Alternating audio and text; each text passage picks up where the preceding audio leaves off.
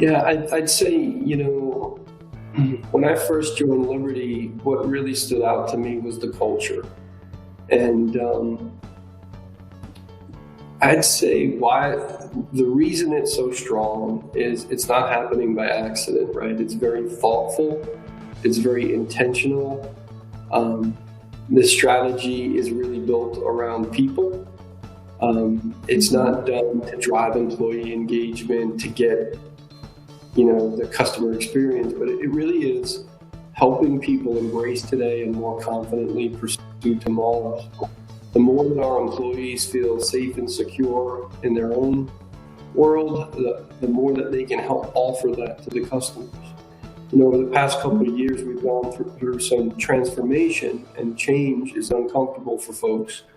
So that has forced us to really be more active in some of our activities within the organization, and trying to continue to create that peace of mind for our internal workforce to be able to deliver that for the customer.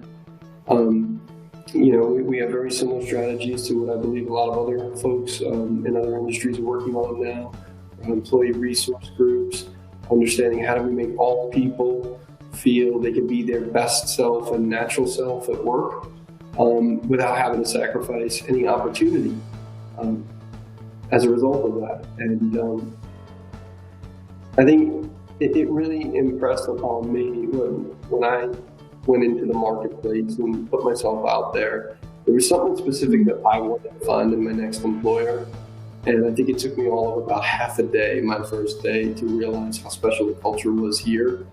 And as I began to study it and observe it, it was because it's very thoughtful, it's very intentional, and it does put people first. I appreciate that, and it's probably why we've had such a great partnership, because that's completely aligned to our culture here. And the genesis of me coming over was spot on to the people and the leadership team that I saw. Cesar, thoughts on your end on culture and customer-facing agents? Yeah, absolutely. Well, first and foremost, our agents are everything, right? And our frontline teams are everything. None of us would exist. Our roles wouldn't exist without them. And so, part of what we had to do in the shift is, take a lot of all of the things that we were doing in our centers and brick and mortar sites, and very quickly virtualize them. And in some ways, you have to double down on them, right? Because what would work with, let's say, 100% effort in the brick and mortar environment may require 150% effort in a virtual environment to keep that same level of engagement. So, we were able to quickly virtualize not only our operational processes, but beyond that, right, the engagement, how to make sure that our teams feel connected, how our supervisors feel connected with their agents, and how our managers feel connected with their supervisors.